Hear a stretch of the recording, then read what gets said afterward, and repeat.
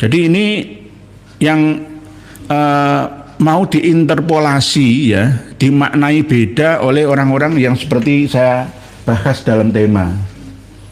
Ya, ini kemarin ya, Dokter Richard Lee mualaf mendatangkan dua narasumber ini pendampingnya. Ini ponakannya ini dan anak angkatnya ini. Ya kok tega-teganya dimakan sendiri. Ini namanya makan buah khuldi ini. Makan buah khuldi ini gitu loh. Terulang lagi mulai zaman Adami sampai sekarang ini. Jadi makan buah khuldi, dipangan dewi, bukan dipangan dagingnya, tulangi, kulitnya, rambutnya, enggak, dipangan secara maknawi. Nah ini saya nggak menyebutkan nama, jangan bisa membaca sendiri. Ini ada tulisannya ini. Kiai Cabul masih diundang untuk ceramah. Tanggal 28 itu 2 hari lagi loh ya. Sudah dibatalkan. Sudah dibatalkan? Ya semoga kalau nggak dibatalkan ya memalukan. Ya inilah ibarat ya. Jadi kalau ada ulama atau kiai, Ustadz guru ngaji, Ustadzah Bunyai menyampaikan bahwa nanti di akhirat itu ada Shiratal Mustaqim yang dipasang di atas jahim dan jahanam. Jika kita tidak hati-hati maka akan kepleset karena saking licinnya seperti rambut yang dibelah 7. Itu kiasan, majazan, majazian.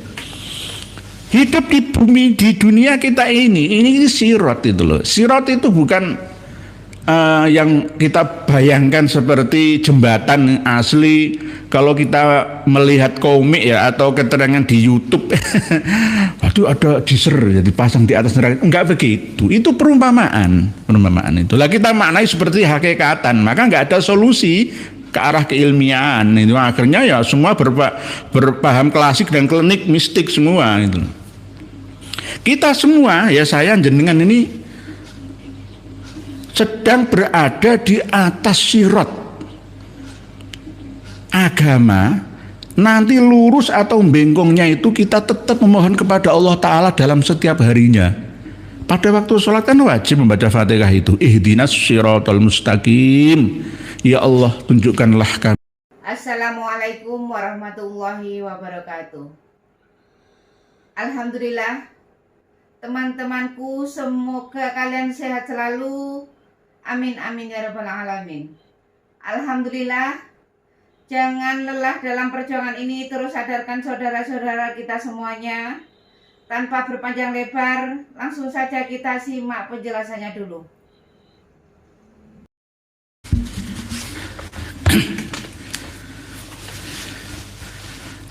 Assalamualaikum warahmatullahi wabarakatuh.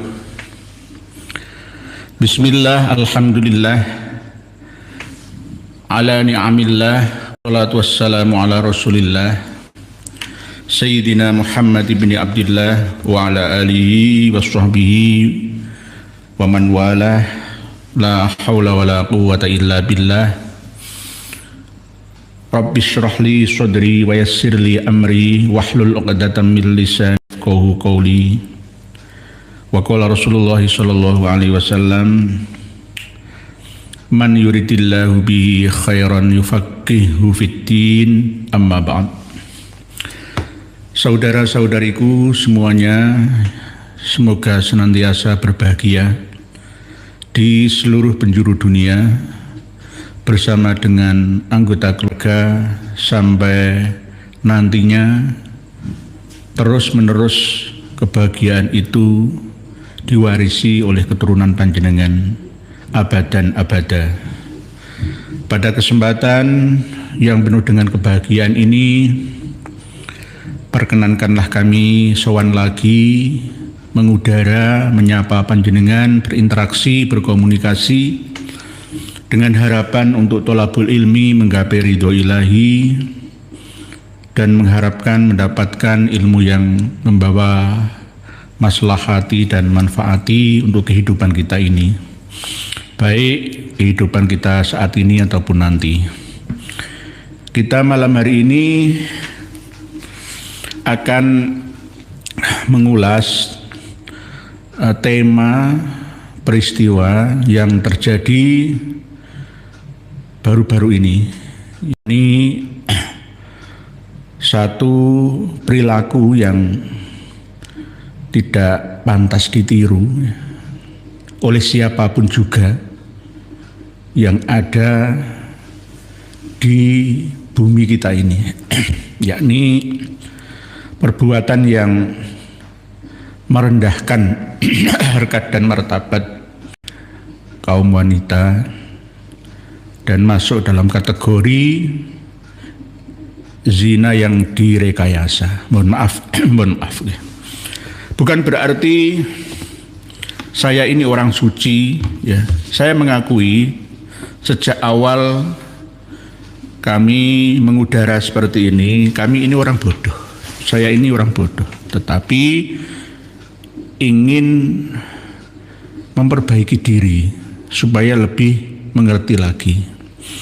Dan saya ini orang yang kurang baik dan belum baik, tapi tetap berusaha menjadi lebih baik.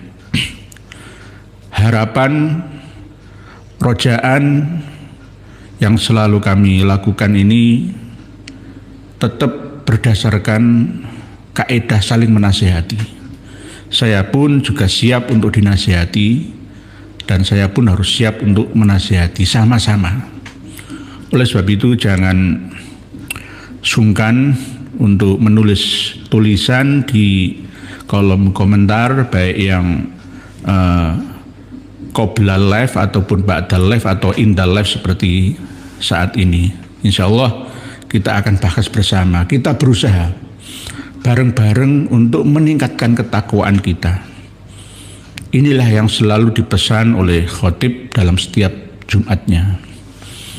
Ittaqullah, ittaqullah, ittaqullah haqqa tuqatihi wa la tamutunna illa wa antum muslimun. Malam hari ini kami menasihati diri saya sendiri khususnya, umumnya kepada para kiai ataupun ulama ataupun habaib yang ada. Jangan sampai menginterpolasi ayat tentang malakat aimanukum. Di dalam pemahaman modern sekarang ini kita tidak boleh menerapkan hukum Islam secara tekstual saja. Mohon maaf, harus juga menyertakan faktual kontekstual. Apakah ini masuk dalam ranah pemahaman sekuler? Tidak.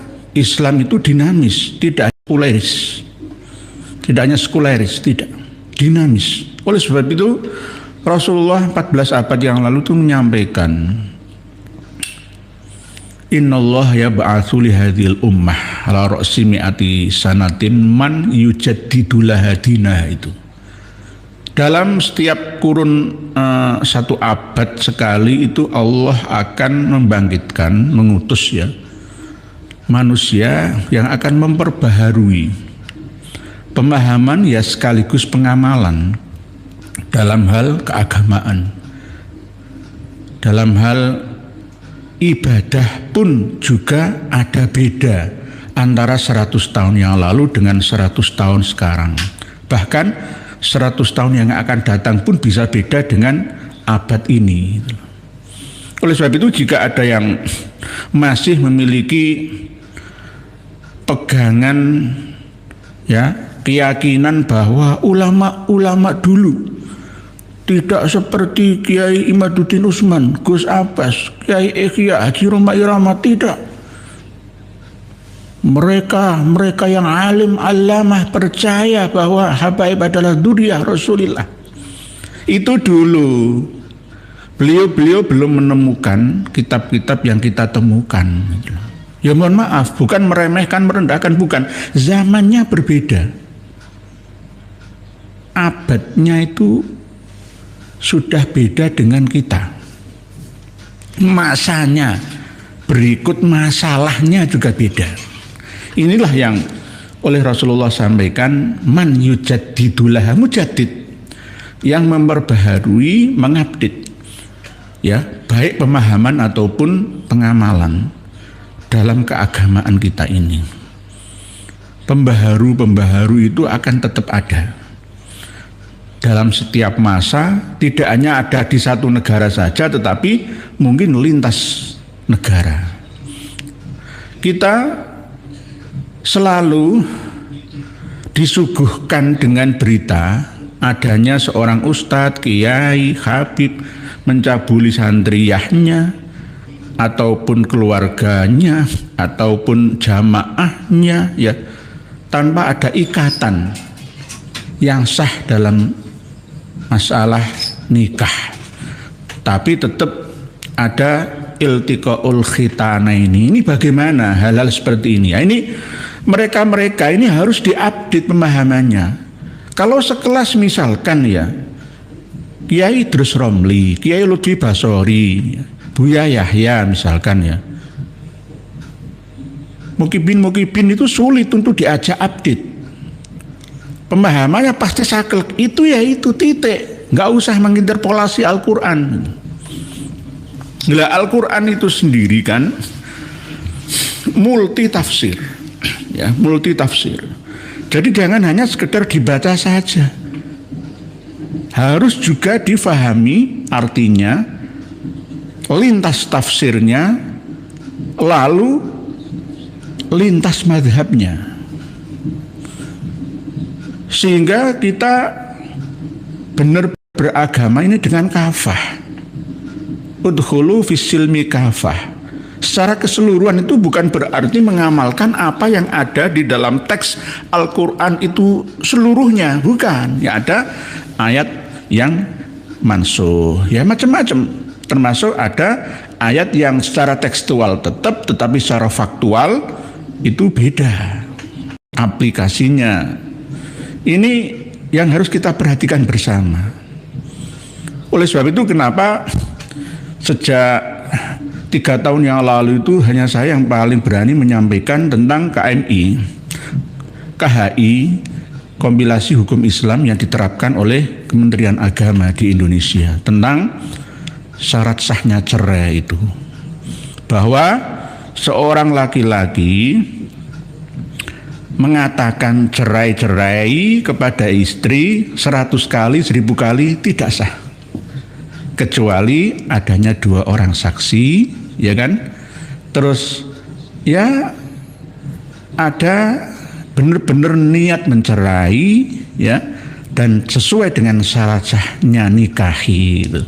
Nah, ini kan sesuai dengan KHI gitu loh. Kompilasi hukum Islam kita ini mengadopsi juga hukum negara dan agama digabungkan bersama, dikompilasikan, supaya dalam hidup bernegara ini tidak bubrah, tidak punya arah, sehingga masyarakat umum, ya, ini tidak goyah dalam hidup berumah tangga yang sakinah karena salah memahami masalah. Wah, suamiku sudah berkata ke saya 2 kali cerai, berarti sudah cerai aku, sudah kamu cerai, saya nggak mau dikumpuli lagi. Ya, ini salah, nggak begitu gitu loh. Nah, ini gebrakan terbaru, ini analogi. Oleh sebab itu, ketika ada kiai, ada ulama habaib yang menginterpolasi ayat dalam surat An-Nisa, au ma malakat aimanukum, itu harus diluruskan. Islam tidak seperti itu. Wa in khiftum alla ta'dilu fawahidatan au ma malakat aimanukum dzalika adna alla ta'ulu. Sehingga baik di Indonesia ataupun di Saudi Arabia, ayat ini seakan-akan dijadikan sebagai rujukan untuk menggauli wanita. Yang penting wanita itu di bawah kekuasaannya, baik secara dibeli, ya, dijadikan seperti budaknya, ataupun di bawah kekuasaannya mungkin adopsi, ya, sama seperti yang terjadi pada diri Kang Mas ini. Ya. Saya tidak menunjuk tapi ini. Ngeri. Tidak hanya ngeri tok, jarum. Ya. Jarum. Auma malakat aimanukum itu tidak seperti yang dipraktekkan dulu pada zaman Kanjeng Nabi. Konteksnya berbeda pada zaman sekarang ini. Bagaimana untuk mencari solusinya? Ya menikah lagi. Menikah lagi saja kalau mampu. Kalau tidak mampu ya jangan. Lah ini jika salah dipahami, maka kiai-kiai akan mencari solusi sendiri dengan tafsirnya, asumsinya, interpretasinya. Sehingga seperti yang terjadi di mana-mana, di Trenggalek, di Palembang, di Lampung, di mana-mana lah. Tidak hanya di Indonesia saja sebenarnya, ya di mana-mana. Ini yang akhirnya mencoreng nama besar Islam. Apakah Islam seperti itu? Bukan, itu asumsi sebenarnya. Berdasarkan kitab-kitab klasik, karena di dalam kitab-kitab fikih kita klasik ya, itu masih belum ada yang mensekulerkan dalam masalah perbudakan. Walaupun proses untuk menghapus perbudakan itu ada, tetapi masih tetap dipertahankan berdasarkan hukum alam. Katanya seperti itu.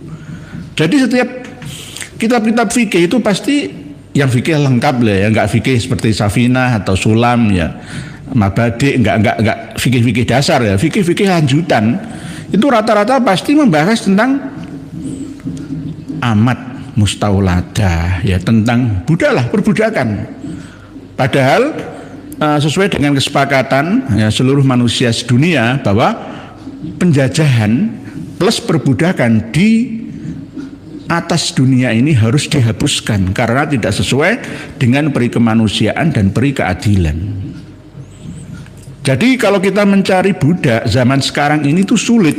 Budak yang seperti kriteria zaman Kanjeng Nabi dulu, zaman tabiin dulu, tabi sahabat tabiin dulu, tidak ada. Tapi perbudakan era modern ini tetap ada, namun berbeda bungkusnya. Sama seperti yang terjadi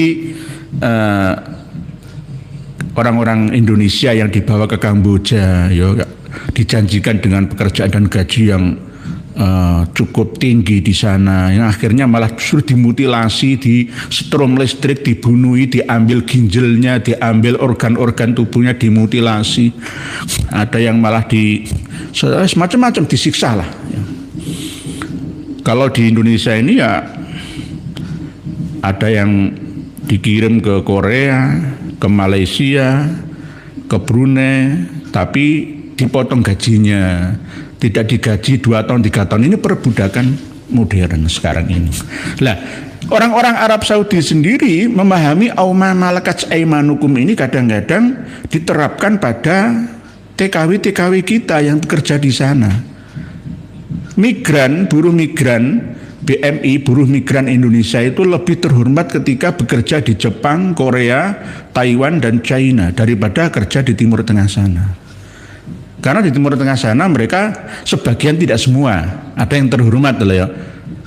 Tapi sebagian ada yang justru dianggap sebagai budak oleh majikan, sehingga ya digauli bapaknya, ndoronya, majikannya, ya seanak-anaknya, dianggap seperti barang.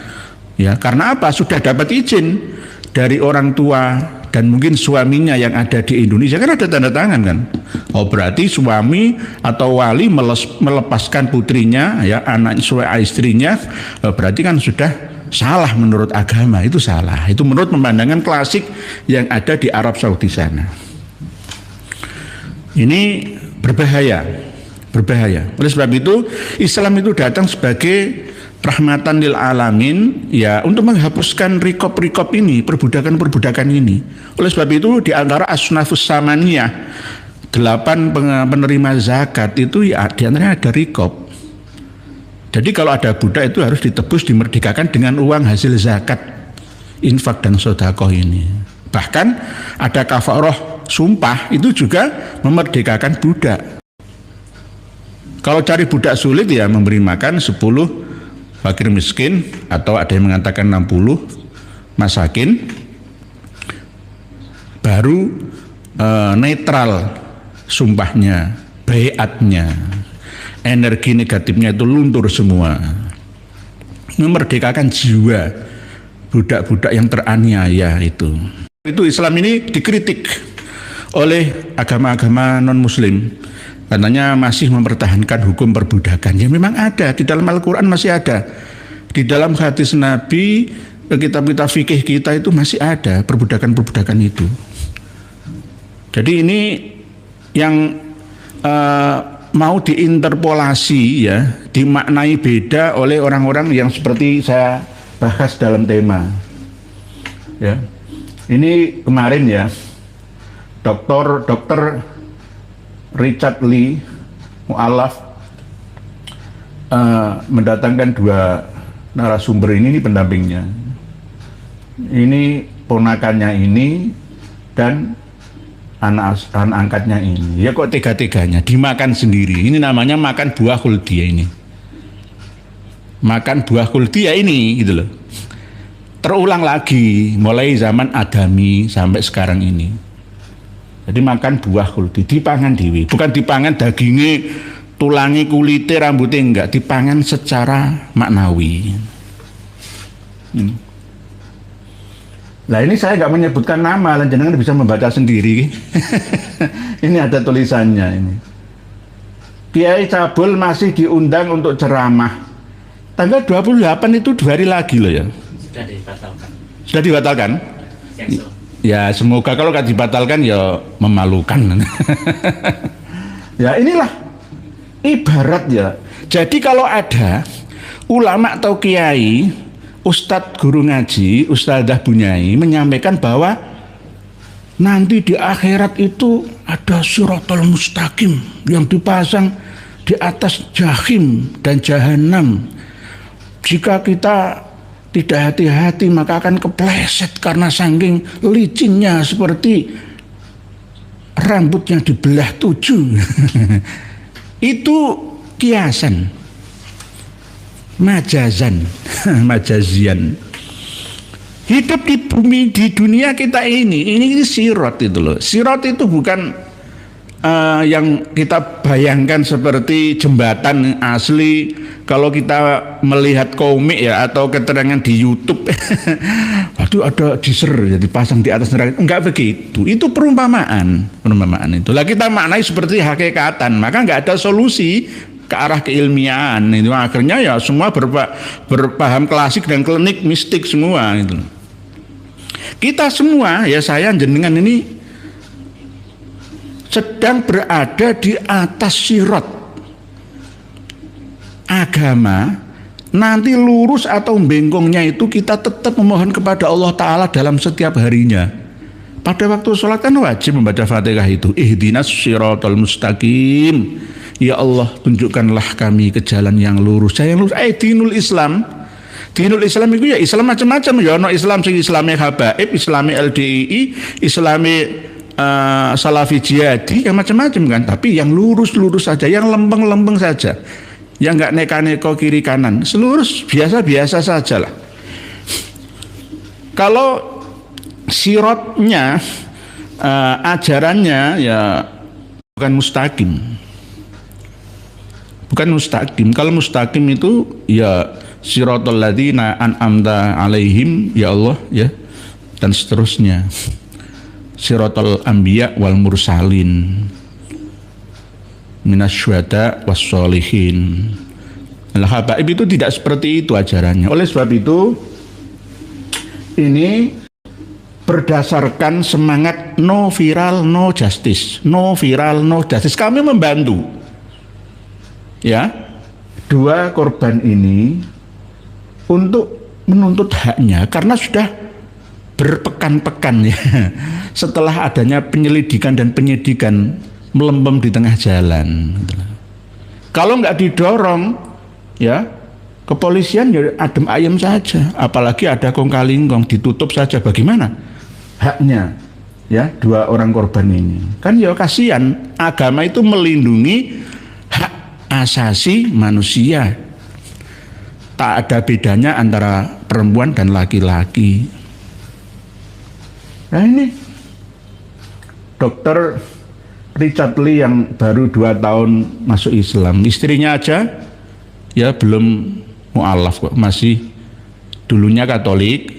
Lalu ketika Dr. Richard Lee ini masuk Islam, malah kembali ke agama yang dulu yakni Buddha. Semoga istrinya mengikuti Dr. Richard Lee ini. Nah, saya mohon ya secara terbuka kepada Dr. Richard Lee, karena kan panjenengan masih mu'alaf, jangan dekati Habib, jangan dekati habaib-habaib ataupun kiai-kiai mukibin, bahaya. Saya juga berpesan kepada Mas Donditan ini ya, sama dengan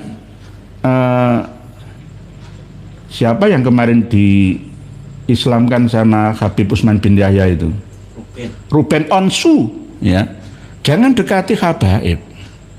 Dengan keluar dari mulut buaya diterima mulut singa, malah nggak sirotol mustaqim lagi, sirotol maghdub sama sirotol yang dolin itu. Nah ini bersama dengan ini, saya nggak kenal ini siapa namanya. Wajahnya para pemirsa pasti wis sudah wal istifadhah ini. Berarti ini sama ini mukibin sama kabib. Aduh. Ini kan gambar ya, mungkin kan belum bisa menjadi bukti. Masa ini kiai mukibin kan, nanti jenengan akan protes saya. Ya saya akan bukakan bukti ceramah terbaru ya 1 tahun yang lalu lah ya. 1 tahun yang lalu itu.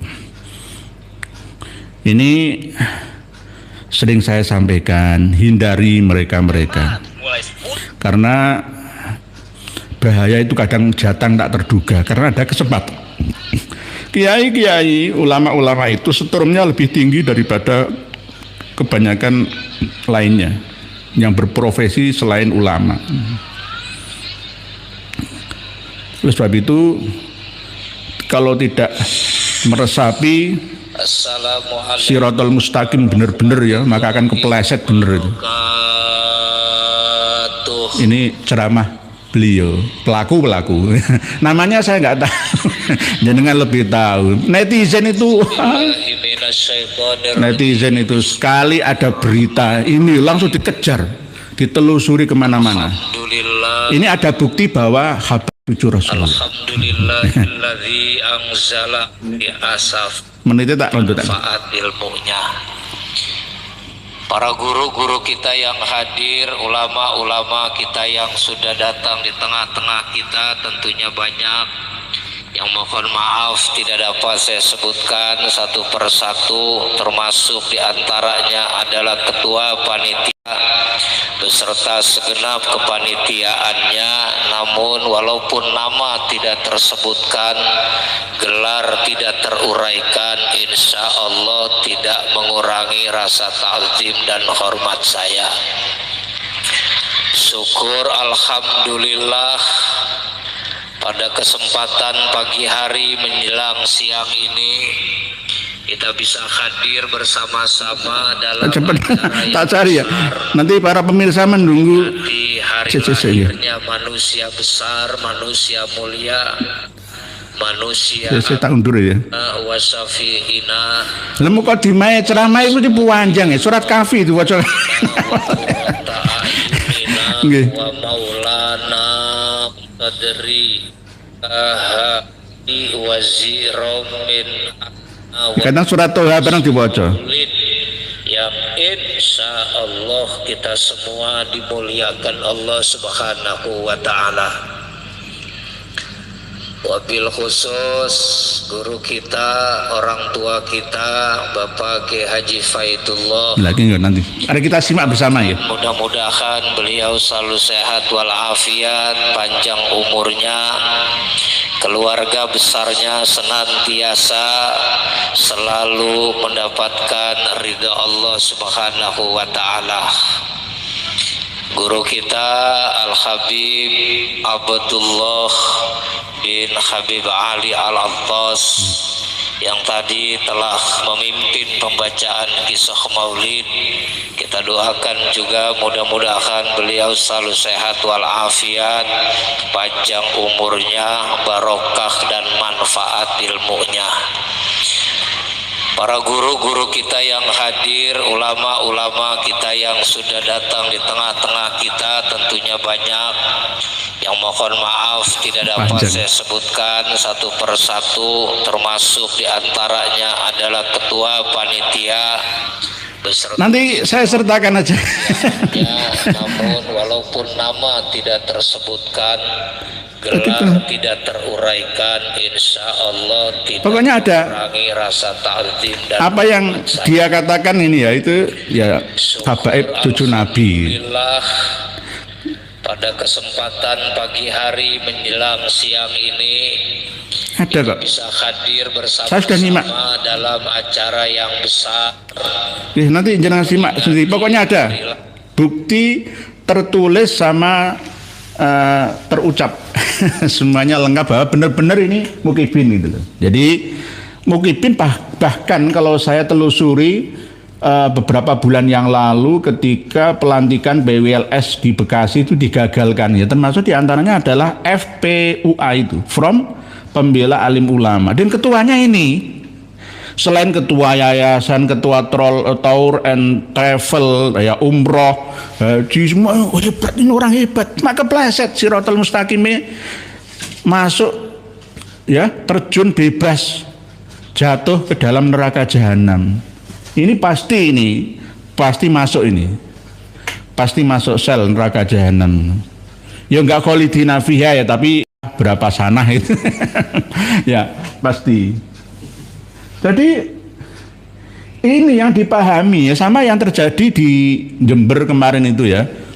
Ya tidak hanya di Jember, di mana-mana. Itu mau memahami ini loh. Wa in khiftum alla ta'dilu fawahidatan aw ma malakat aymanukum, milkul yamin atau budak dalam kekuasaannya, baik keuangannya ditanggung, hidupnya ya dimintai tenaganya ya, pikirannya gratisan semua. Nah, ini berbahaya. Oleh sebab itu ulama-ulama kita, kiai-kiai kita harus update ilmu terbaru ya. Dalam memahami tafsir-tafsir klasik ini juga harus tidak boleh ngawur, baik itu LBM kelas PBNU sekalipun. Jika tidak mau update pengetahuan terbaru ya tetap akan keliru. Dulu benar, sekarang mungkin salah.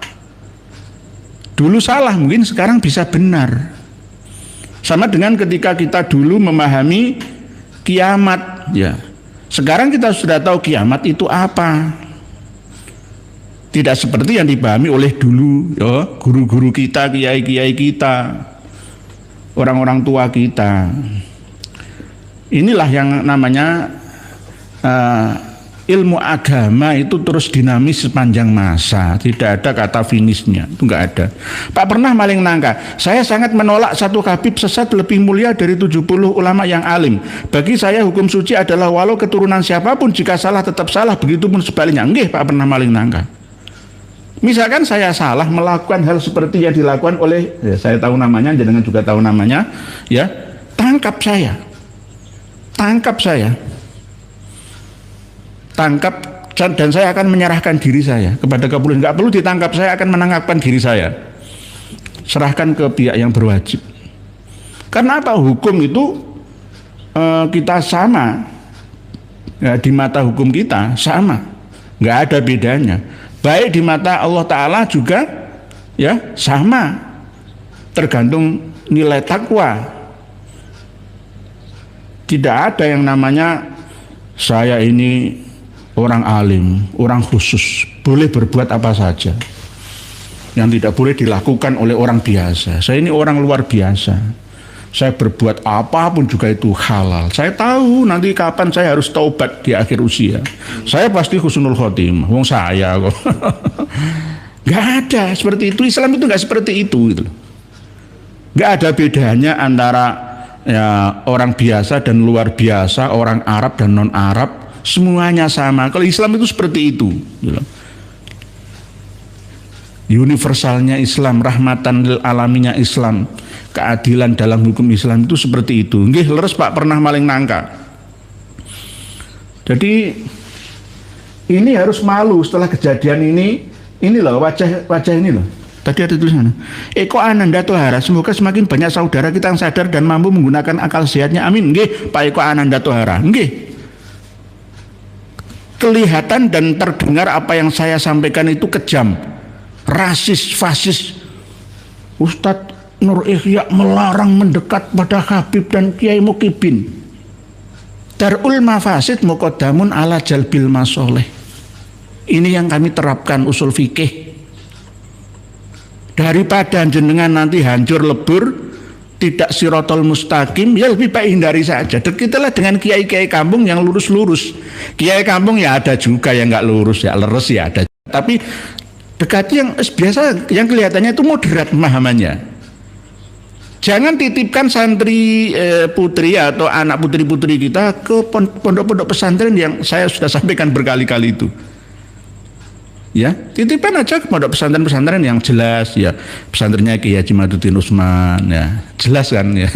Pesantrennya Yai Khalwani ya. Kiai Marzuki Mustamar ya, Umul Quronya Raden Syarif Rahmat. Lah itu Pak Joni JKT Salemba Jakarta Pusat derek Pak nggih Pak Joni JKT siap, monggo silahkan tafadhol nggih. Pak Iwan Saptadi, kaum Ba'alawi memang memilih untuk mendekati figur yang cacat dari segi tahta, wanita maupun harta. Figur yang cacat memberi kepastian kontrol, figur yang bersih mereka hindari karena susah dikontrol. Leres jenengan Pak Saptadi. Kelihatannya ini lulusan Hidayatul Mubtadiin loh ya, Lirboyo loh ya. Lulusan Lirboyo ini. Ya saya nggak menyalahkan Lirboyonya, ya ini kan pribadi itu, tapi lulusan Lirboyo nggak jaminan, nggak jaminan. Nama besar, dicium tangannya, dicium dengkulnya, dicium bajunya, dihormati, disanjung-sanjung orang, lupa diri, ngalah-ngalahi rojo, lupa diri. Oleh sebab itu saya mohon sekali lagi, keluarga besar pondok-pondok pesantren besar itu ya jangan menerapkan hukum feodalitas, ngalah-ngalahi rojo lah ya, menjadikan santri sebagai budaknya. Ini saya mohon hindari itu. Berlakulah moderat, saling menghormati, saling menyayangi, itu aja. Doktrinkan kepada santri dan santriyah kalian bahwa kita ini sama-sama, saling membutuhkan, saling belajar, saling mencari amalan solihan yang makbulan. Nggih, Pak Iman Saptadi. Pak Roni Fatahillah, kibin manusia sungsang jadi otaknya juga sungsang. Nggih, Pak Roni Fatahillah, ini kan masalah malakat imanukum itu loh. Selain itu memang orang yang ahli ibadah yang kurang ilmunya, wawasannya, ilmunya banyak tapi wawasannya kurang luas, itu jin setannya itu juga kelas kakap. Setrumnya, syahwatnya itu tinggi. Jadi ibarat tegangan listriknya itu ya selain 220 ya mungkin 3000 watt gitu loh mungkin.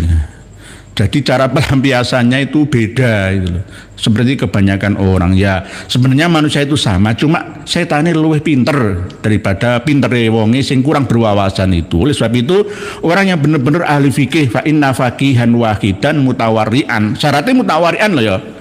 Gus Bah itu belum mutawarian, mohon maaf. Gus Bah itu fakihan tapi belum mutawarian. Buktinya apa? Enggak visioner, tidak melihat ke depan 1, 2, 3 langkah ke depan. Kalau saya berfatwa memperbolehkan di kijingnya makam Habib Ja'far As-Sakaf Al-Kaf Ploso Kudus ya, itu nantinya akan begini begitulah. Kalau saya tiada, orang-orang apakah akan memegang kata-kata saya, fatwa saya? Beliau nggak berpikir seperti itu. Kecintaan terhadap negerinya itu minim. Sama seperti Menteri Agama. Kubul waton minal imani, asyukru minal imani itu tidak berlaku. Lebih mencintai doronya sana. Cintailah produk-produk Indonesia. Kama qala Alim Markus Sohib Maspion Group Indonesia. Cintailah negerimu, bangsamu, rakyatmu, umatmu, ya. Karena mumpung kamu masih hidup, nggak ada 40 tahun lagi pasti kamu akan mati, masih meninggal dunia. Apa yang kamu tinggalkan untuk negeri ini, gitu loh. Lah kalau sekelas Menteri Agama, sekelas yang fakih-fakih tapi tidak mutawarik, tidak wirai, ya jadinya ya seperti ini. Mohon maaf, saya juga nggak wirai. Jadi saya kritik seperti ini kan ya mengkritik diri saya sendiri, aslinya itu begitu. Gitu loh. Saya tetap belajar ya, belajar. Fa inna faqihan wahidan mutawarian asyaddu ala syaitani min alfi abidi. Ya. Jadi wong sing pinter temenanan tafakuh ya fiddin. Man yuridillahu bi khairan yufaqihu fiddin. Ya, satu orang tapi wirai itu lebih berat bagi setan ya minal jinni wal insi ya untuk melencengkan akidah keyakinan amaliyahnya daripada 1000 orang ahli ibadah yang tidak fakih dan tidak warik. Nah ini wirai itu ya bukan berarti harus berpakaian sederhana, sarungan, tidak, belum tentu. Itu justru malah dengan seperti itu bisa malah bukan wirai tapi muroi kok. Muroi itu pamer itu. Muroi bukan wirai itu. Ya mohon maaf saya mengkritik diri saya sendiri. Ya kalau Gus Ba merasa terkritik ya syukur alhamdulillahi gitu loh. Karena bahaya nih, sampai detik ini saya dilapori oleh kawan-kawan yang ada di Kudus gara-gara saya berkunjung secara rahasia ke sana, lalu setelah itu geger. Jenengan buktikan di kiri kanan pintu masuk makam Habib Ja'far Al-Kaf Peloso Kudus itu sekarang ada karangan-karangan bunga, ucapan selamat dan mendukung dibangunnya makam Habib Ja'far Al-Kaf. Eman-eman satu karangan dukungan baliho ini 300-an ribu loh ya. Berikan kepada fakir miskin, duafa, yatim piatu, cacat, orang-orang yang tidak punya penghasilan. Belikan makanan daripada dibelikan itu atas nama menantunya Yai Sa'roni barang ini loh ya. Kok ya, menantunya Yai Sa'roni seandainya dukung lainnya salah ya tetap salah. Nggak bisa, hukum alam sudah berjalan kok di Indonesia. Ya, nggak bisa. Jadi saya dilapori, kapan kesini lagi ya? Oh, kapan-kapan. Setelah itu lang dukungan puasa. Jangan lihat sendiri, banyak yang menampilkan di YouTube. Ya ini bahaya kalau kita berfatwa salah sekarang ini. Akibatnya itu loh, karma ya buat kita ataupun buat masyarakat kita nantinya. Nah inilah yang terjadi nyata, ini bukan rekayasa, sudah ada saksinya, buktinya, sudah diproses oleh kepolisian di sana, di Bekasi sana. Harusnya malu lah ya, eman-eman nama besarnya, ndelalai ya, ndilalah ya, akal sehatnya itu tertutup, ya gara-gara ya masih percaya habaib itu cucu Nabi itu loh. Masih dekat dengan orang-orang seperti yang saya nggak kenal ini. Ini berbahaya. Yang terjadi di Jember kemarin itu kan ya orangnya orang dekat-dekat seperti kan kelihatannya memang garis-garis lurus kelihatannya. Tetapi setannya yang lurus, jinnya yang lurus. Berbahaya. Mencoreng nama baik agama, memalukan kita semua. Kalau mau menikah ya nikahlah lebih dari sesuai dengan syarat sahnya, terserah itu hak ya. Jadi bisa masna wa thulatha wa ruba', terserah, itu urusan masing-masing orang, saya nggak campur tangan masalah itu. Tapi kalau seperti ini caranya menggunakan hukum karetnya milkul yamin atau malakat aimanukum itu ya jelas salah. Ya kalau di Syiah mungkin masih ada mut'ah ya, di sana ada akad nikah ya, ada nafkah lah ya. Tapi kalau yang seperti ini santriyahnya sendiri dinodai kadang-kadang 31 ya. Di Trenggalek, di mana-mana. Teman saya sendiri juga saya sering ketemu dengan dia ya, melakukan seperti itu. Alasannya apa? Itu jin saya mas. Wah jin apa itu, alasanmu aja, bukan jin itu kamu nafsu, apa nafsumu sendiri. Kamu nggak bisa tidur tengah malam, kamu bayangkan yang bidadari-bidadari ala imajinasimu, akhirnya ngerayangi seperti itu dengan cara dibisiki oleh jin, syayatinal jin ya, supaya memanggil santrimu untuk diajak sholat malam, alasannya khusus, santriyah khusus. Nah ini syaitonal insi wal jinni gabung jadi satu. Jadi ini alhamdulillah sudah dibatalkan beritanya ya. Jadi ini harusnya malu. Kalau saya mau ngorek ini ketemu semua, ketemu kabeh. Cuma saya masih menghindar. Ya. Mulai dari ujung timur Jawa sampai barat Jawa itu saya punya kuncinya semua. Mohon maaf. Sejak awal itu kan saya nggak mau membahas privasi sebenarnya. Ini pun saya hindari kok, namanya nggak saya sebut ya. Jenengan sendiri yang menafsirinya. Karena apa? Ini kalau tidak disampaikan nanti dikira umat ini akan menilai wah paling ulama ya seperti ini gitu loh. Dan termasuk saya juga nanti akan paling podo wae kan begitu nantinya itu loh. Karena apa? Tidak ada MUI yang jelas mengatakan dari pihak PBNU, dari pihak Muhammadiyah menyampaikan, nggak ada kejelasan itu, akhirnya umat bertanya-tanya. Mosok ngono ajaran agama? Ya enggak kan, bukan. Itu hanya sekedar hukum karet molor mungkret auma malakat aimanukum itu dipakainya. Kadang mengadopsi hukum Syiah, kadang mengadopsi hukum Hanafiyah, Malikiyah, tidak menggunakan mazhab Syafi'iyah. Kadang-kadang seperti itu. Nah itu hak masing-masing orang. Saya nggak terlalu campur tangan sampai yang mendalam itu. Misalkan mengikuti mazhab Dawud Al-Zohiri misalkan, ya terserah, ya itu urusan masing-masing. Yang penting jangan menodai ya kesucian seorang wanita yang memiliki masa depan.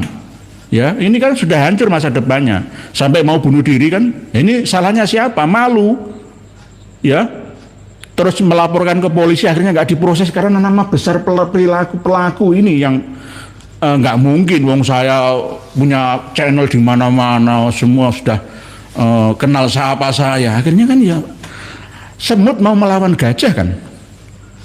Terus inti dari agama yang melindungi pemeluknya itu di mana gitu loh? Di mana? Sama seperti kejadian yang ada di Indonesia ketika kiai-kiai desa ya, jamaah-jamaah diperdaya oleh habaib-habaib yang jahat itu, terus ulamanya diam saja. Ya sama dengan itu, membiarkan ijma sukuti dianggap merestui. Berbahaya. Oleh sebab itu saya acungi jempol kepada Dr. Richard Lee ini. Walaupun mu'alaf, tirulah Prof. Manakhim Ali. Salam Dek Richard Lee, ya, tirulah Prof. Manakhim Ali. Dekatilah beliau. Jangan mendekati Habib-Habib Ba'alawi dan Kiai-Kiai Mukibin. Begitu juga untuk Kang Mas Donditan dan juga Roben Onsu. Jangan dekati, bahaya. Kepleset kalian. Kepleset. Uang ini saja masih taruhan pemahaman keyakinan antara mu'alaf dengan saya kok. Masalah Nabi Isa itu yang masih belum selesai. Insya Allah kedepannya akan kita angkat kembali ke publik bahwa Nabi Isa itu sudah meninggal dunia, supaya tidak melebar ya. Itu nanti di tema yang sudah pernah kita bahas bersama. Nah ini kan khusus untuk membahas masalah karma 212-nya ini. Jadi jangan berani-berani menghina kiai-kiai desa, guru-guru ngaji yang tergabung dalam PWI LSI itu. Kelihatannya itu malati loh. Ini nanti di Bahar Sumet itu ya harus masuk penjara. Husain Ba'akil itu ya luar biasa ya, Kiai-Kiai Tuban, Kiai Ansori dan kawan-kawan gus-gus pesantren di Tuban itu luar biasa. MUI langsung audiensi ya, MUI, kantor polisi ya, semua sudah audiensi semua. Bahkan demo di depan rumahnya Husain Ba'akil Tuban. Iya bener lurus. Lurus, saya sangat Kiai Ansori dan kawan-kawan. Ya harus begitu.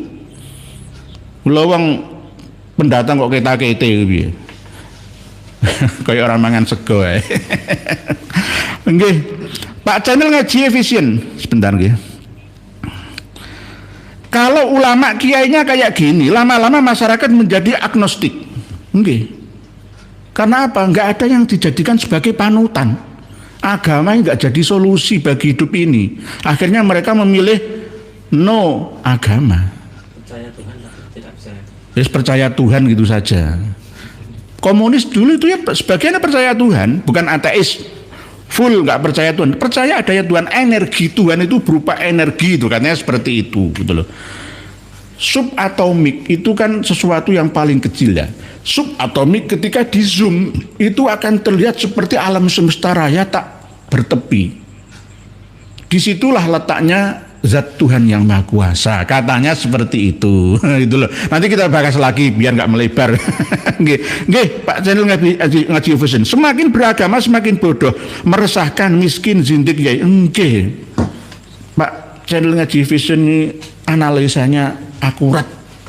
Nggih. Inilah Pak Channel Ngaji Fusion yang kita khawatirkan bersama. Agama ini tidak laku nantinya. Kalau hanya sekedar dogma saja. Enggak masuk di logika, hanya sekedar yakin enggak ilmiah, mengesampingkan sains, berbahaya agama ini, enggak laku. Oleh sebab itu sampai kami berani menerapkan bagi warga Papua, warga Nusa Tenggara, warga Dayak, ya, warga Sasak, warga mana saja yang non Muslim yang biasa mengkonsumsi daging babi. Gak apa-apa, silahkan masuk Islam dulu, tetap makan daging babi gak apa-apa. Gak usah sholat 5 waktu dulu, gak usah setiap Jumatan saja dulu. Yang penting dalam keyakinan tertanam la ilaha illallah Muhammadur Rasulullah, nanti lama-lama akan meninggalkan makan daging babi itu. Ya kan berat, itu sudah menjadi kebiasaan ya. Itu pesta kok ya, kalau ada orang punya gawe itu harus sebuah kewajiban makan babi. Kawan-kawan kita yang di Bali misalkan mau masuk Islam terus kangen makan babi, yuk nggak apa-apa, silakan dulu. Lebih haram makan daging babi atau lebih haram makan uang korupsi? Lebih takut makan daging babi daripada makan uang korupsi. Nggih. Padahal ngaji Fusion nggih. Pak Ahmad Gufroni, bismillah niat ngaji nggih, alhamdulillah sami-sami ngaji Pak Ahmad Gufroni. Pak Ali Ahmadi dereng ngaji nggih sami-sami. Pak Samsul Arifin, al wali illal wali, apakah hadis Pak Yai? Kalau hadis di kitab apa? Karena yang dianggap wali banyak yang ditipu para habaib. Bukan hadis itu isyarat kaulnya sufi itu. La ya'lamul wali illal wali atau la ya'lamul wali illallah. Itu sudah menjadi kaidah umum ya, bahasanya macam-macam. Ya, redaksinya itu bisa berbeda-beda sama dengan hadis bil makna itu. Intinya la ya'lamul wali illallah. Ininya seperti itu. Lah Allah itu juga memiliki nama lain dalam Asmaul Husna ya Al-Wali. Wallahu waliyul hakim dan seterusnya itu. Nggih.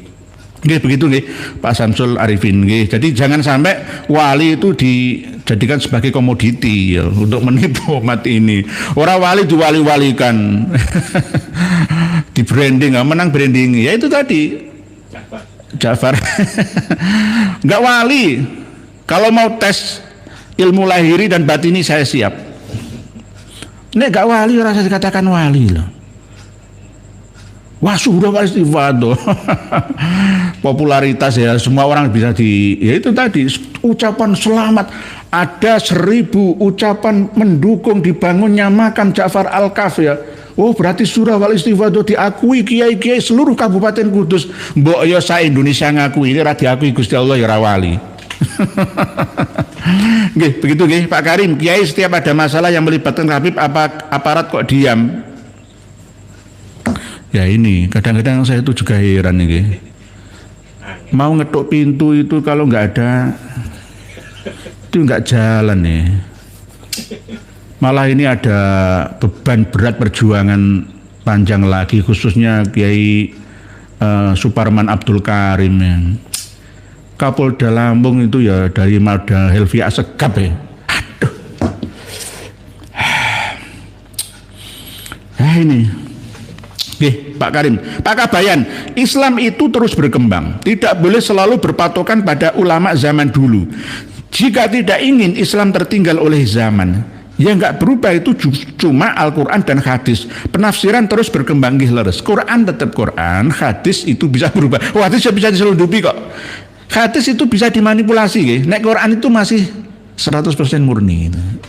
Menurut Sunni loh ya, menurut jenengan dan saya ini loh ya. Kalau menurut si Quran kita ya beda lagi lah. Ada Mushaf Fatimiyah. Jadi ada ya perintah di dalam Al-Quran yang tidak boleh kita lakukan, itu ada. Itu berhubungan dengan budaya pada waktu itu. Misalkan tentang perang gitu ya. Nanti kalau diadopsi menjadi hukum fikih klasik ya, tarikus sholah kaslan kutila. Dalam topik ya seperti itu gitu. Orang yang meninggalkan sholat alasan malas, bermalas-malasan ya, bunuh saja. Nah, memaknai kotala, kutila mabdi majhul ya. Nek kotala mabdi maklum ya. Kutila den pateni.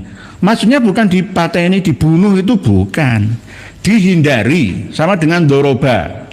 Doroba yadribu dorban, doribun waza kama dorubun, idrib lata drib madrobun midrobun. Doroba mukul. Tetapi ketika wa daraballahu mathalan qaryatan kanat aminatan mutmainnah, beda ya Kak, mukul beda. Jadi satu kata bisa beraneka makna. Jadi kotala itu bisa dihindari gitu loh, dibenci gitu loh, tidak dibunuhi, mati kabeh masa Indonesia. Hukum apa itu? Hukum apa? Ya kecuali hukum ulama-ulama klasik ya yang masih fanatik ya. Buta itu nggih Pak Kabayan nggih, harus ilmu itu sudah disyaratkan oleh Nabi kita sejak dulu kok. Dinamis, mencari ilmu sampai mati, bukan sampai jadi kiai. Sampai mati. Jadi kalau sekelas misalkan ya, Mas Lutfi Basori, terus yang Kiai Idrus Romli, itu ulama-ulama klasik itu. Pemahamannya nggak mau update dia. Saklek itu ya itu Wahabi, jadi Wahabi. Tadi pemikirannya itu jumut, kaku, kuno, beku-beku. Islam itu nggak bisa maju. Kayak orang kayak gitu-gitu. Pak Mizan, Kipin sekarang banyak kena doktrin Habib. Enggak. Oleh sebab itu, untuk menghilangkan ya bekas doktrinan ini loh, perlu ada ruatan massal skala nasional supaya netral semua. Ini masih kuat, ini masih tarik ulur. Mereka akan menggunakan acara-acara hol mulai kecamatan. Hol Selawi itu kan bukan kabupaten ya, di Tegal. Selawi itu kecamatan. Hol Selawi kok, bukan Hol Tegal. Jadi kecamatan itu sudah masuk. Nah Hol Solo itu kan ya termasuk ya kota Madya ya. Hol Kudus nanti Mbak Sunan Kudus kalah. Hol Kudus itu Habib Ja'far Al-Kaf. Nggih. Pak Amin Sunarto, Batam hadir ya, nggih Batam. Biasanya itu bukan Batam tapi Batam. Bangun bukan bangun. Pak tambahi M itu. Nggih Pak Gavin. Nggih Pak Gavin ini termasuk menyimak serius nih. Pak Ahmad Gufroni tadi sudah nggih. Pak Gavin, penjajahan wajib dilawan Romo. Nggih siap. Penjajahan di atas dunia harus dihapuskan kok. Penjajahan spiritual, penjajahan intelektual juga harus dilawan. Tidak hanya kita melawan habaib dari Yaman saja, tidak. Tapi penjajahan intelektual, ilmu-ilmu yang dikaji di Indonesia ini semua itu sampah, mohon maaf, dari orang-orang yang ada di luar negeri. Ketika kita diwajibkan untuk belajar bahasa Mandarin, padahal orang Cina sana tidak wajib belajar bahasa Indonesia. Ini kita ini sudah dijajah secara intelektual dalam bilingual. Bahasa saja kita ini dijajah. Kita harus bisa melayani orang Inggris. Oleh sebab itu orang Indonesia wajib belajar bahasa Inggris, orang Inggris tidak wajib belajar bahasa Indonesia. Ini kita sudah terjajah. Sudah terjajah. Morowali sana itu ada tambang yang dikelola oleh China. Ya, orang-orang kita disuruh melayani mereka dengan bahasa mereka. Ini namanya kita ini bangsa terjajah. Mana semangat 45-nya pendiri bangsa kita, itu loh. Ini harus dipikirkan oleh para penyelenggara bangsa. Enggak mikir duit, pajak tok. Ya rasa maju. Generasi kita dirombak total saja. Pak Sarem Nur Zaman, saya selesai nggih matur suwun nggih.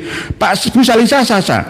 Assalamualaikum Waalaikumsalam. Apakah kaum pendusta itu akan merusak tatanan bumi? Apakah kaum Ba'alawi termasuk kaum itu? Apakah ada di Al-Qur'an dan hadisnya Pak Yai? Ada. Kenapa Dajjal itu tidak disebutkan di dalam surat Kahfi? Yang ada di surat Kahfi itu malah justru Ya'juj Ma'juj. Ya karena memang genetika Ya'juj Ma'juj ya termasuk Khazar dulu ya di daerah timur Asia Tengah ya, Persia diantaranya yang sampai hijrah ke Yaman ya, sebagian ke Mesir itu ya plat G. Gog Magog atau Ya'juj Ma'juj ya plat G. M201 yang sekarang menguasai Israel ya, negara yang beribu kota Tel Aviv itu.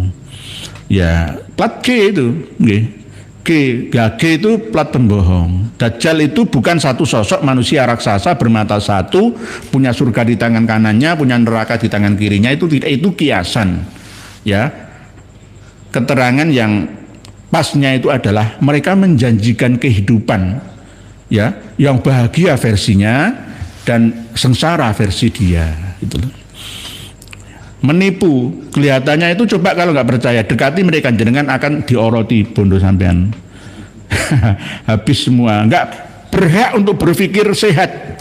Akal jenengan itu dijajah, dirampas, ditekan, nggak boleh bantah ini kamu nggak percaya habaib cucu Nabi munafik masuk neraka. Demi Allah su'ul khotimah matinya. Jangan percaya, masuk. Jangan percaya. Pak Jubaidi Blora hadir ya nggih sami Blora. Nggih, Blora itu baluran ya, tanah yang dulunya dipakai kerbo-kerbo untuk dekem di lumpur-lumpuran, blaur artinya bloro. Di Surabaya itu ada pasar Blauran karena memang banyak perantau dari Blora melalui pasar Turi datang ke Surabaya, di Bloran. Dan ada Kampung Purwodadi, Kampung Maspati, Kampung Demak, Kampung Rembang, itu dari Jawa Tengah semua. Di Surabaya ini ada. Nggih, Blora. Kalau Bekasi ini kan pelakunya ini kan dari kota Condrobogo. Nah, aslinya itu Condrobogo. Condrobogo itu nama sebuah sungai yang ada di Bekasi, yang langsung bermuara ke Laut Jawa. Condro itu sasi, bulan bahasa Indonesia, bahasa Jawanya sasi. Condro itu sasi, nek warso itu tahun. Warso itu tahun, ambal warso ulang tahun ya. Kalau condro itu sasi, tadi bogo sasi. Orang kadang diwolak-walik itu loh.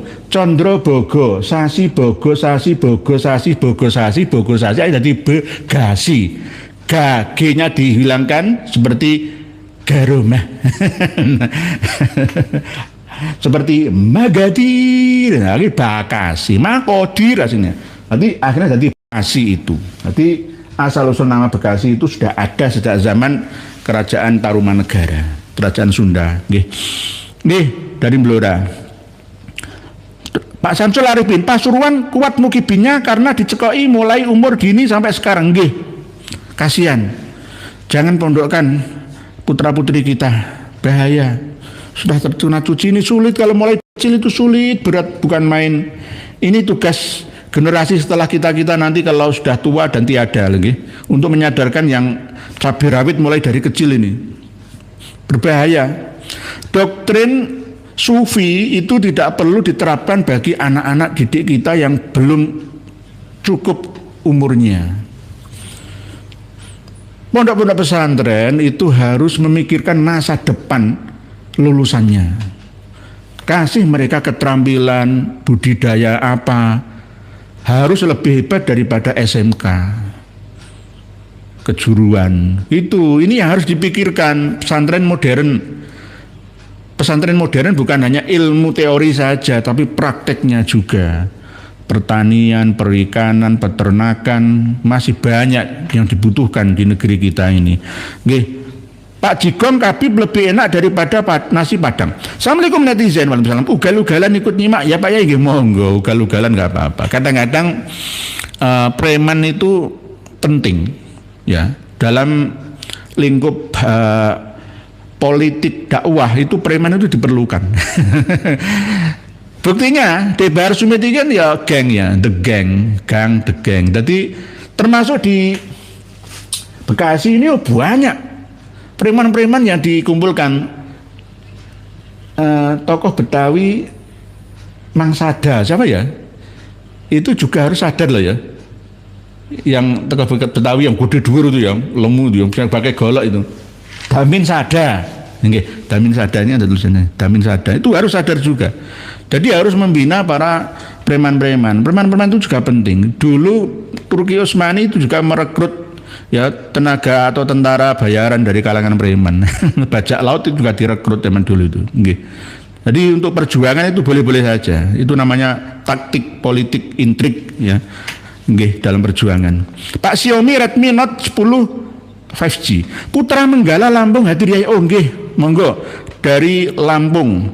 Nggih, Putra Menggala. Nggih, monggo.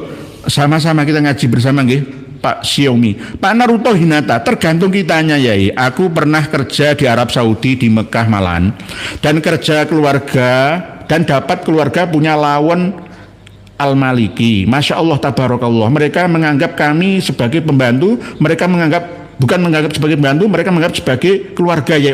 Pas jenengan Pak Naruto Hinata, pas tepak. Tapi kalau nggak tepak malah disiksa gaji, ya malah tidak dikasihkan, ya bertahun-tahun. Itu kan ya ada seperti itu. Jenengan ini pas tepak itu loh. Dari keluarga Al-Maliki berarti tidak mengamalkan auma malakat aimanukum. Jadi Pak Naruto Hinata ini beruntung, Bu Naruto Hinata. Memang ada yang seperti itu, Bu Naruto Hinata. Kenapa kok dulu pada waktu perang Suriah, perang Irak itu banyak pekerja-pekerja kita yang tujuan kerjanya itu di Saudi Arabia, tapi malah dilempar ke Lebanon, dilempar ke Suriah juga, malah dilempar ke Irak yang zona perang itu, ya bahaya kan. Lah kalau dilempar ke Yaman, perang saudara, kemiskinan, gak bisa apa-apa di sana. Kalau nebusnya itu mahal harganya itu.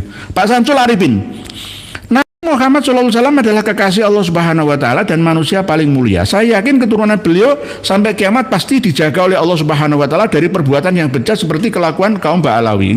Dijaga.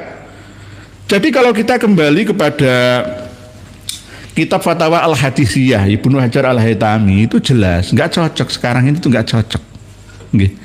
Jadi ada Fatwa Al-Hadisiyah, pernah kan kita bahas, nanti kita bahas lagi biar nggak lupa Pak Samsul Arifin. Iya, bahkan sumpahnya sebagian Habib Sepuh itu kan terbukti kalau memang kami ini bukan dzurriyyat Nabi, maka akan ada di antara kami ini pembunuh, pezina, murtad. Ya buktinya sudah di depan mata. Thomas Ribu Assegaf, belum lagi Al-Haddad yang pendeta itu, banyak sekali yang pezina, pembunuh, umbruan. Ya itu berarti kan sudah jelas. Tetapi kenapa mata hati kita tertutup? Kiai-kiai Nusantara ini tertutup semua. Sudahlah kita riset ulang saja. Semua pesantren yang ada di Indonesia, tidak hanya pesantren tetapi seluruh perguruan tinggi yang ada, baik perguruan tinggi agama ataupun umum, semua harus mengakui bahwa selama ini kita tidak pernah mempelajari nasab dan sejarah habaib keturunan Nabi kita. Lalu kedepannya adakan pelajaran itu. buku dan kitab-kitabnya kita siap menyaplainya, kan begitu. Bahkan di Shopee, Wikipedia, Tokopedia sudah ada, secara umum bisa dibeli. Nggih, Pak Samsul Arifin, nggih. Pak Afifuddin, sambil membaca tulisan yang tadi, nggih. Pak Maulana Z. Assalamualaikum warahmatullahi wabarakatuh. Izin bertanya, apakah benar Siti Aisyah itu dinikahi oleh Rasulullah di umur 6 tahun dan berkumpul pada umur 9 tahun? Mohon penjelasannya Pak Yai. Inilah pentingnya kita untuk update informasi. Menurut hadis riwayat Imam At-Tabrani, Imam Al-Baihaqi, bahkan menurut Imam Al-Bukhari ya, perawi hadis, bukan perawi yang mengumpulkan hadis yang bergengsi ya, nomor 1 menurut Sunni ya, itu saja mengatakan seperti yang panjenengan tuliskan ini Pak Maulana Zain. Padahal sebenarnya tidak. Menurut penelitian saya, Rasulullah Shallallahu Alaihi Wasallam menikahi Aisyah itu pada umur 18 tahun, bukan 6 tahun. Ini kan berbeda. Sayyidatina Aisyah radhiyallahu anha binti Abu Bakar itu dinikahi oleh Rasulullah pada usia 18 tahun, lalu pada usia 19 tahun baru dikumpuli. Ini berbeda dengan yang selama ini dituduhkan ke Nabi kita untuk melecehkan martabatnya. Itu loh nabinya umat Islam menikahi anak kecil di bawah umur 6 tahun, umur 9 tahun dikumpuli lah. Ini salah enggak. Buktinya dari mana? Begini. Sayyidatina Aisyah itu ketika meninggal dunia berumur 67 tahun. 67 tahun meninggal dunia. Status janda ditinggalkan oleh Nabi kita, Sayyidah Aisyah itu berumur 27 tahun. Selama 40 tahun itu menjadi janda, nggak boleh menikah lagi, nggak boleh ummul mukminin, nggak boleh menikah lagi. Ketika Sayyidah Aisyah belum dilamar oleh kita, itu sudah dilamar oleh orang lain. Sudah dilamar oleh orang lain. Berarti nggak mungkin Sayyidah Aisyah itu dilamar pada usia 6 tahun, itu nggak mungkin. Pada waktu surat Al-Qalam turun, sebelum surat Ar-Rahman ya di dalam Al-Quran, itu Sayyidah Aisyah itu sudah gadis. 8 tahun setelah kenabian, Sayyidah Aisyah itu sudah gadis, bukan kanak-kanak bermain seperti anak-anak yang ada di Indonesia, Malaysia, Thailand, Brunei. Enggak.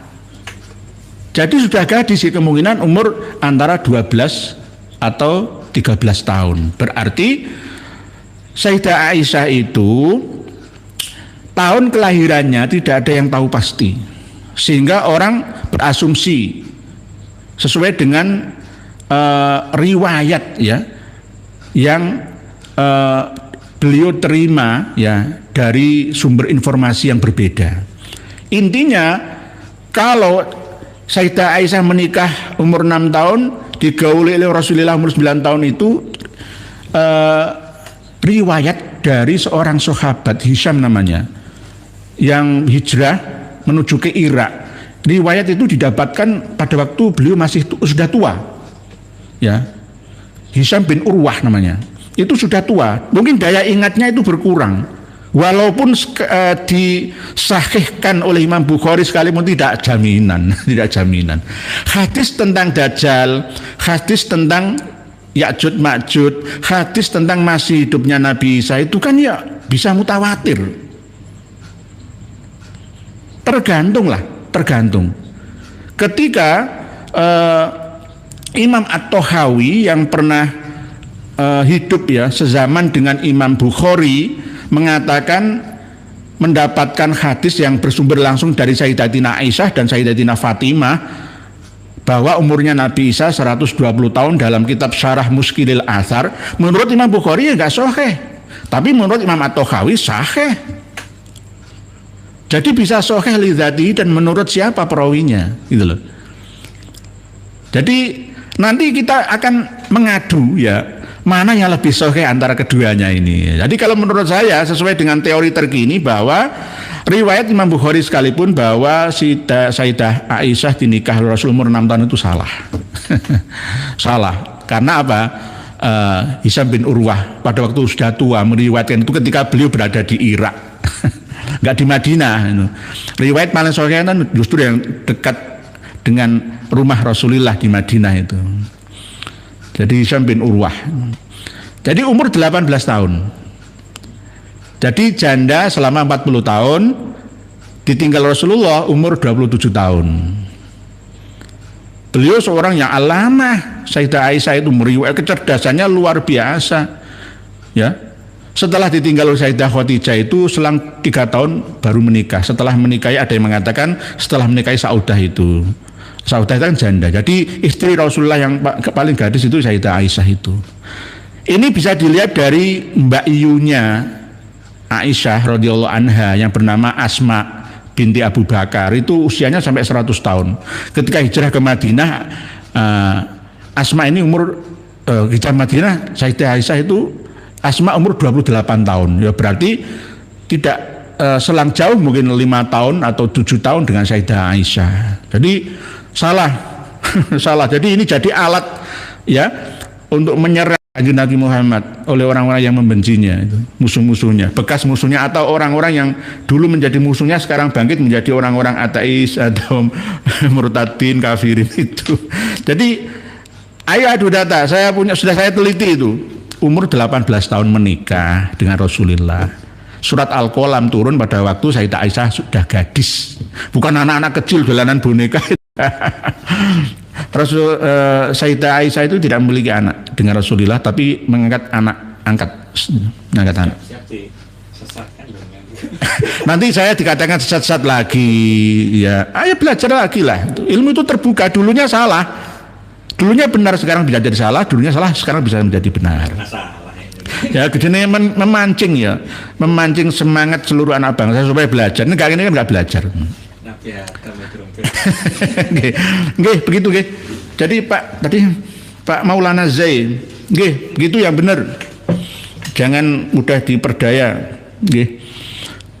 Sama dengan seperti yang saya terangkan Nabi Isa itu. Nabi Isa itu lari ke arah timur ya, ke India ya, bersama dengan Thomas ya. Kalau Siti Maryam meninggal di daerah Pakistan. Pak Nur Hadi, Bekasi aslinya apa nama Pak Kiai tadi? Condro Bogo. Condro itu sasi atau bulan, ya. Bogo itu ya sungai. Sungai, sasi, baga, sasi, baga, sasi, baga, sasi, Bekasi. Nggih. Kiai Haji Nur Ali yang menolong bapaknya Habib Rizik gitu ya. Berarti tembak londo, Melayu, nguncul kali, diselametno karo Pak Kiai Haji Nur Ali yang diangkat menjadi pahlawan nasional. Nggih, Jawara Bekasi tahun 2016 itu. Lah pelakunya ini sebenarnya ya Mbah Bunjutnya ya ada hubungannya dengan Kiai Haji Nur Ali. Nanti kita bongkar lagi. Nggih, Pak Nur Hadi. Terus Muhammad bin Sulaiman, kok pertanyaannya banyak ya. Satu pertanyaan makna isinya luas. Muhammad bin Sulaiman hijrah ke Yaman apakah bareng Ahmad Al-Muhajir? Iya. Dalam catatan Abdurrahman Al-Ahdal, pengarang kitab Tuhfatuz Zaman. Ya. Tapi kitab Tuhfatuz Zaman, sebentar. Nah, ini. Tuhfatuz Zaman fi Tarikhi Sadatil Yaman. Ini ditahqiq, disalin oleh Abdullah bin Muhammad Al-Habsyi. Saya sering berpesan, setiap kitab apapun yang dikarang oleh Habaib Ba'alawi atau kitab karangan non Ba'alawi tapi disalin, ditahqiq ulang oleh Ba'alawi, atau kitab yang dikarang non Ba'alawi atas permintaan Ba'alawi, hati-hati. Termasuk nggih Tuhfatuz Zaman ini antara matan dengan footnote-nya itu beda. Beda. Jelas di dalam matanya ya Al-Mu'arrikh Al-Allamah Badruddin Abi Abdillah Al-Husaini Abdurrahman bin Muhammad Al-Ahdal Al-Yamani 855 Hijriah 49 ya. Itu mengatakan memang leluhurnya yang pertama yakni Muhammad bin Sulaiman bin Ubaid bin Isa bin Muhammad bin Himham bin Aun bin Musa Al-Kadzim bin Ja'far Shadiq bin Muhammad Al-Bakir bin Ali Zainal Abidin bin Husain bin Ali bin Abi Thalib. Itu leluhurnya. Jadi Ubaid bin Isa, jadi nyantolnya Ba'alawi itu di Ubaid bin Isa, nggak ketemu, akhirnya buat nyantol ke Jadid gitu loh. Ba'alawi, Aba'alawinya Bani Jadid, Syarif Abdul Jadid yang tertera dalam As-Suluk itu. Jadi hijrahnya katanya sama, tapi nyatanya tidak sama. Muhammad bin Sulaiman Al-Ahdal itu meninggalnya tahun 540 Hijriah. Meninggalnya 540 Hijriah. Lah, Imam Ahmad Al-Muhajir Al-Nafat meninggalnya 345 Hijriah. Enggak sinkron, enggak matching. Selang antara 200 tahunan, enggak mungkin. Berarti ini cuma aku-akuan saja. Enggak ada fakta sejarahnya. Jadi selegense.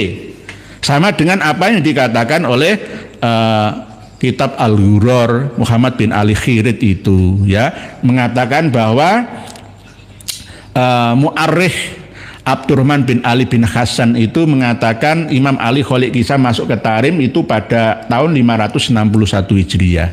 Tetapi sama-sama di kitab Al-Ghuror wafatnya Imam Ali Kholik Kisah itu 522. Lah 39 tahun wong wis mati kok iso hijrah. Masuk pertama kali ke Tarim. Itu bagaimana coba? Ini namanya melancholia. Melancholis alias halusinasi.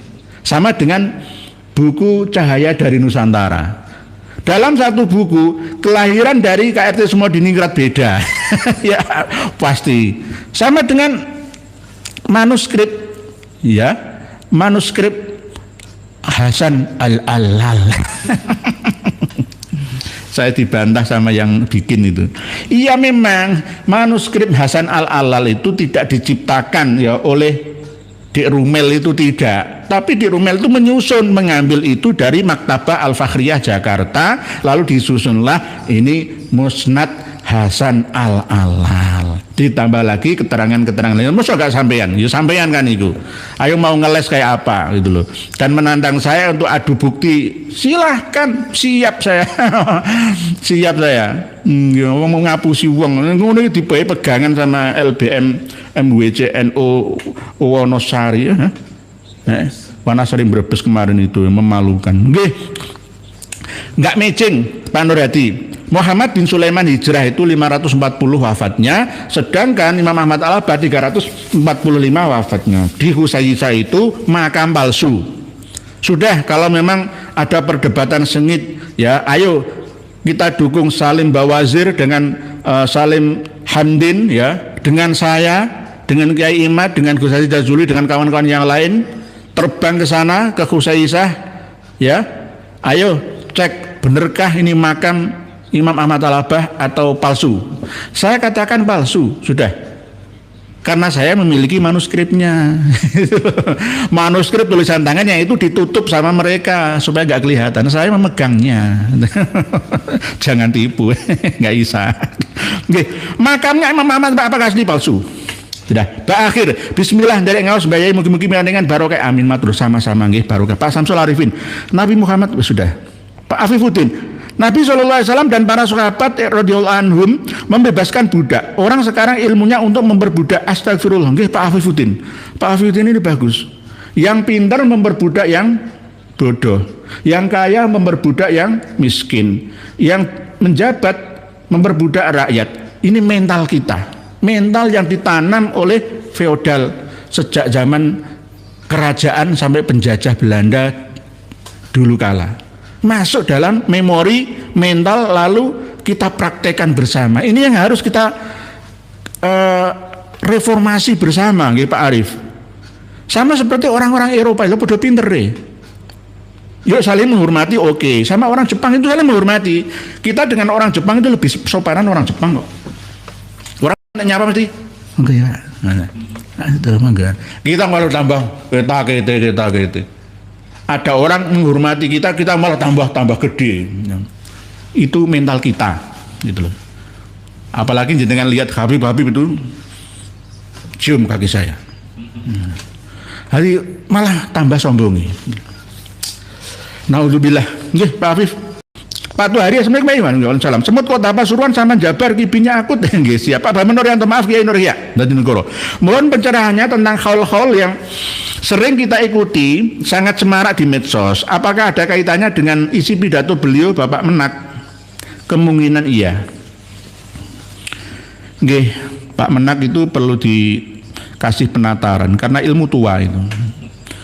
Ilmu dulu ya seperti itu, orangnya masih lugu, jadi apa adanya itu. Ya, tapi sayangnya ya malah justru terlalu dekat dengan orang yang kurang tepat gitu loh. Ya akhirnya ya ikut terkena pengaruh biusnya. Akhirnya mengatakan ya cerita-cerita di pangku Kanjeng Nabi lah. Oh no wae. Ini saya punya kitab lagi, nanti akan saya bagikan ya, kitab ya bukan kitab baru sih, isi dari Kunuzus Sa'adah Al-Abadiyah itu. Ziarah makam Kanjeng Nabi itu malah justru yang mau ziarah itu disuruh ziarah ke Sayun, makamnya Habib Ali bin Muhammad Al-Habsyi, kalau Solo besok itu. Jadi Kanjeng Nabi itu ikut mauludan Sibtud Duror di Sayun, Sadar Maut Yaman, nggak usah ziarah di Madinah. Nah, itu Kanjeng Nabi nggak ada di situ. Kanjeng Nabi itu ada di Sayun ya. Ada Kunuzus Sa'adah Al-Abadiyah, halaman 260-an itu. Insya Allah nanti kami sampaikan.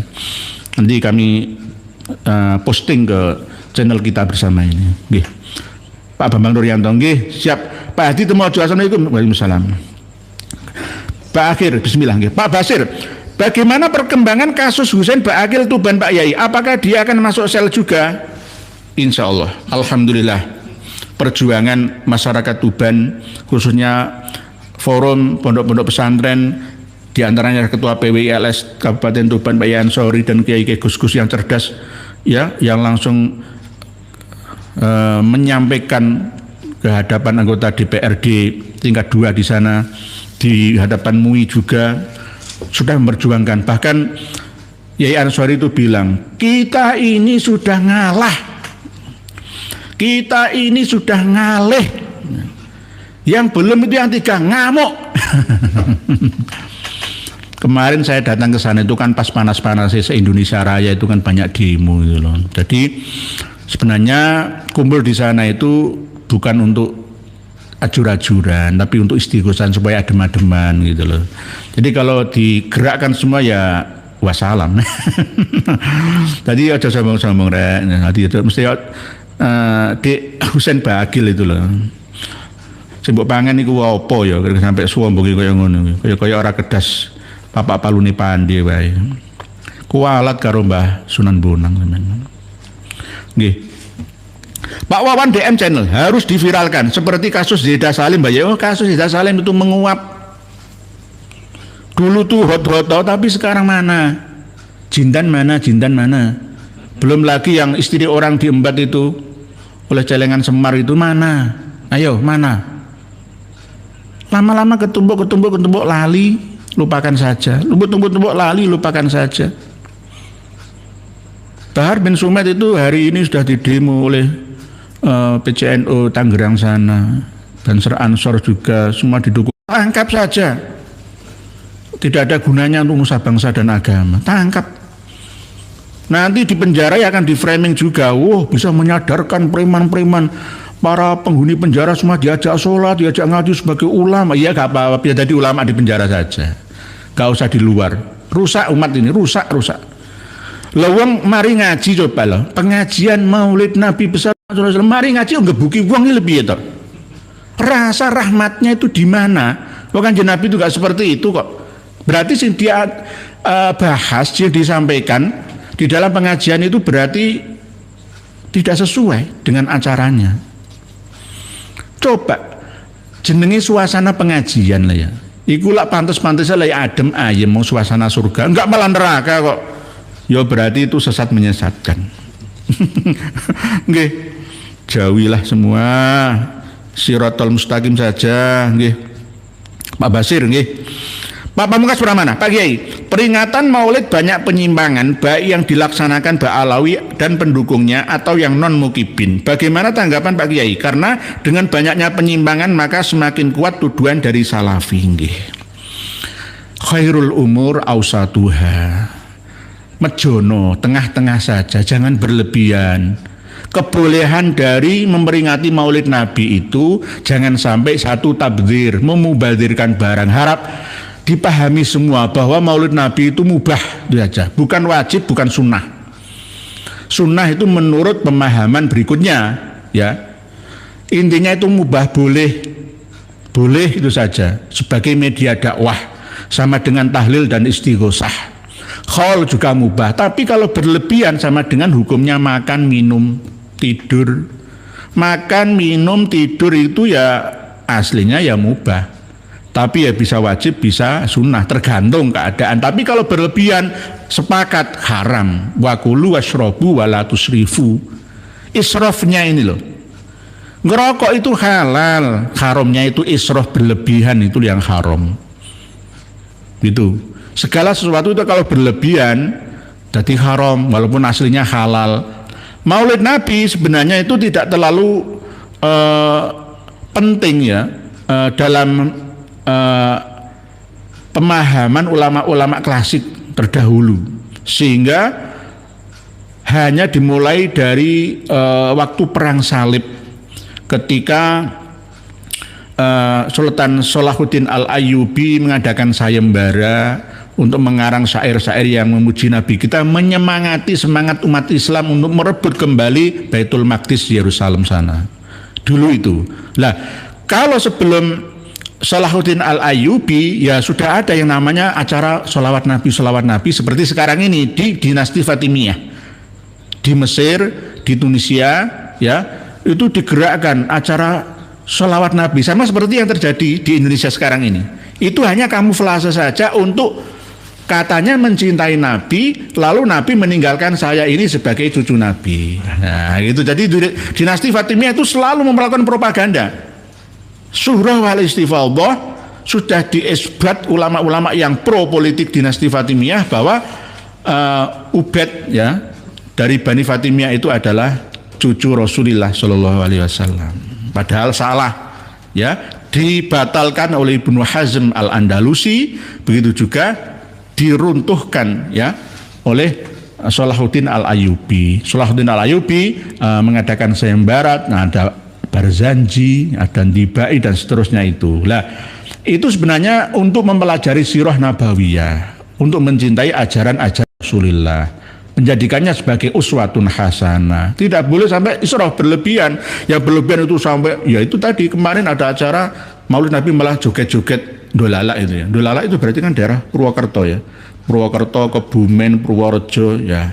Itu kan nggak pantas. Di Madura juga begitu, malah tari serono. Nang dololo nang Madura sama nang daerah Jawa Timur bagian ini Pedalungan itu ya ada tari-tari gak seronok seperti itu. Ini nggak diajarkan.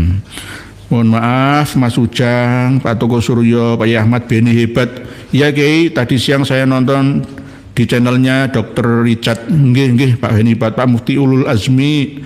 Kiai, saya mau tanya apakah yang nggih Paan kuali zaman naudzubillah min dalik. Nggih, banyak tulisan panjenengan yang masih belum terbacakan. Mohon dimaafkan nggih. Tetap nggih, semoga bermanfaat untuk kita semua. Kesimpulannya malam hari ini saya nggak ghibah, nggak ngerasani. Ini namanya jenengan cari sendiri. Nggih, sudah kami sertakan di link di deskripsi di bawah video kita ini bahwa ini jelas turun dari sirat yang mustaqim menuju ke jahanam. Tidak lama lagi akan menghuni neraka jahanam di sel penjara karena keyakinannya yang salah. Ya, dan ini harus juga ikut bermasalah, harus introspeksi, jangan malah semakin atos hati ini, alatos ini. Nah, ini saya membela dua wanita yang teraniaya ini. Fungsi dari kiai dan ulama harus menyampaikan no viral, no justice, no viral, no justice. Ini pegangan polisi kita. Gak diviralkan, ya gak diurus. Ya, ini harus segera diurus dan harus ditangkap. Membahayakan umat ya, ketoke suci putih bersih ternyata kelawu hati ini perilaku ini. Untuk introspeksi kita para ulama dan kiai juga semuanya ya, wawasan luas ya yang bisa membentengi kita itu aja belum jaminan, apalagi yang wawasan sempit seperti ini.